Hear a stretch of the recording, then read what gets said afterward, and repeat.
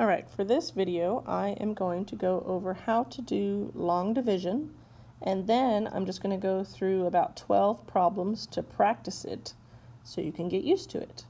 If you want to test yourself after I have written the problem, pause the video, practice it, and then watch the video to see if you got it right. So we'll start with an easy, oh, my pen changed on me. Try this one. There we go. 5 divided into 380. Each time you do this, you're going to look at the number on the outside and go through each number underneath the radical sign. Can 5 be divided into 3? Another way to think of that is 5 times what equals 3. In this case, nothing times 5 can get me to the 3 or under the 3.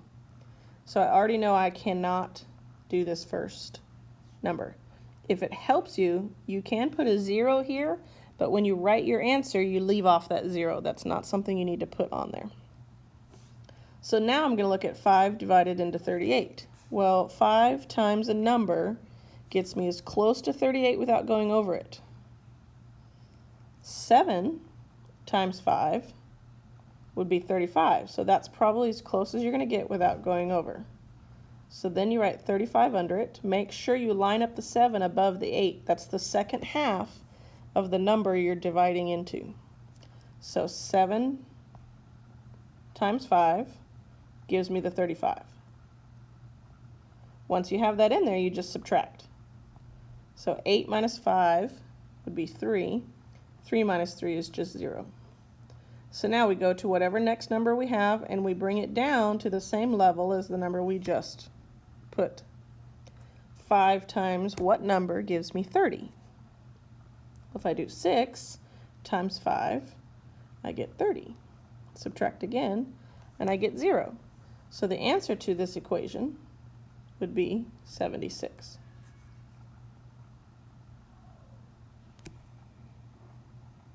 All right, let's do another one. 6 divided into 480. All right, starting with our first number, can 6 go into 4? No, it cannot. Can 6 go into 48? Yes, 6 times 8 is 48. Subtract and I get 0, so now I bring down the next 0. 6 cannot go into 0, so I have 80 as my answer. As long as you end it with 0 here, you're fine as long as you have brought down all of your zeros. That way you make sure you have enough zeros up here on the answer. So again, the answer to this problem would be 80. All right. Next one. 9 divided into 538. 9 cannot go into 5, so 9 into 53. What times 9 gets me as close to 53 as possible?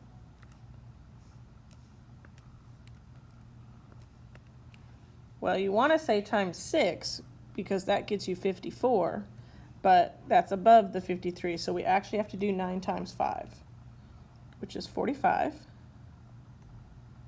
Now to subtract this, we got to borrow because you can't do 3 minus 5, so we got to borrow from that 5, which makes this a 4. And this a 13. 13 minus 5 gives you 8. 4 minus 4 is 0. So now I bring down this 8. 9 goes into 88 how many times? Well, 9 times 9 is 81. So I put a 9 here. I have 81. And I subtract and I get 7.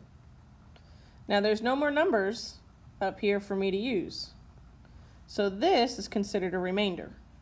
So I would say 59 are 1. Later on, you'll be turning this into a decimal, which we'll cover that when we get there. When you have a number left at the bottom, it's called a remainder. So again, the answer to this problem is 59 remainder 1. Let's do another one. we have 6 divided into 91. 6 goes into 9 only one time.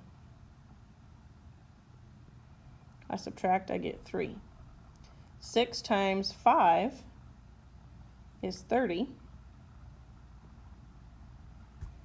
So again, I have 1 left here at the bottom, so I'm going to say remainder 1.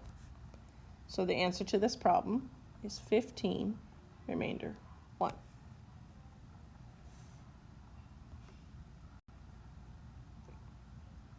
All right, 4 divided into 346. 4 cannot go into 3, so now we got to do 4 into 34. Well, 5 times 4 is 20, 6, 7 times 4 is 28, 8 times 4 is 32. You might, if you're not strong on your multiplication table, you might use a multiplication chart. You can have one next to you and check on it. I'll put one in this video. 4 minus 2 is 2, 3 minus 3 is 0. Bring down my 6. 4 times what? 7 times 4 would be too high. 6 times 4 is 24. I'm left with 2. So again, that would be your remainder 2. So the answer to this problem is 86, remainder 2.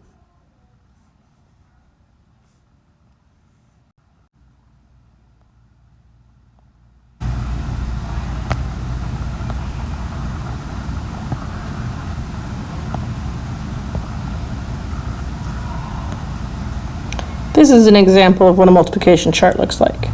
So if you need one, just print one off the internet. There's tons of them out there. This goes all the way up to 12 times 12. And the way you use it is you find what you're multiplying. So in this case, let's say we're going to do 8 times 9. So I go down the 8 row and across the 9 row to see that 8 times 9 equals 72. It's the basic way you use a multiplication table. Now, I highly recommend you memorize all the way up through your 12s. That will make your life much easier in the future. But that's how you do that.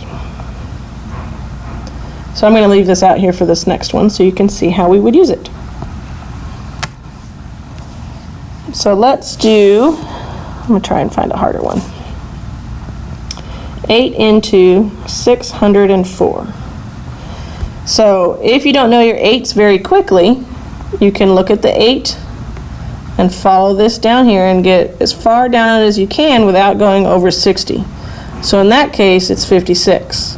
So you travel up and you see that it's 7 times 8 is 56. So you're going to put the 7 here. You're going to subtract 56. Again, we have to borrow. This becomes 5. This becomes 10. 10 minus 6 is 4.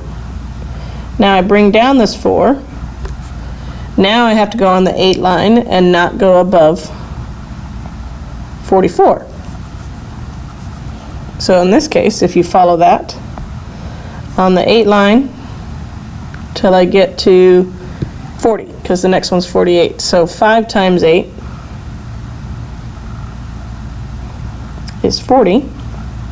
Subtract, you get 4. There's no more numbers up here, so this is considered your remainder, so remainder 4. So the answer to this problem is 75, remainder 4. And now you know how to use a multiplication chart. Again, please memorize up through your 12s. Trust me, it will help you all the way through college to be able to rattle these off as quick as you can. Let's do a couple more, and then I'm going to get into double digits. Let's do one more fairly easy one, though. 4 divided into 276. 4 times what gets me close to 27? 6 times 4 is 24. So put the 6 above the 7. Subtract. I get 3. Bring down the 6. 4 times what gets me 36? 4 times 5, 6 times 4, 7 times 4, 8 times 4 is 32.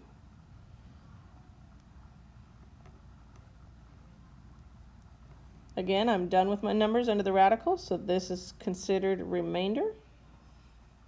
So 68 remainder 4.